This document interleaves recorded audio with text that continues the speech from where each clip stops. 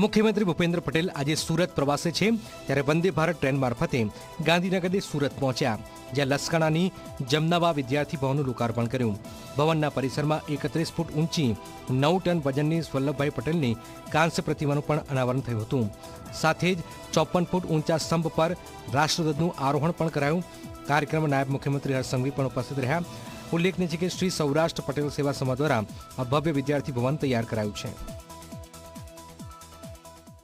જે સમાજે શિક્ષણને પ્રાથમિકતા આપી છે, શિક્ષણમાં સમાન ભાગીદારીને પોતાનું લક્ષ્ય બનાવ્યું છે, તે સમાજ હંમેશા આગળ વધ્યો છે અને નવી ઊંચાઈને આમી છે.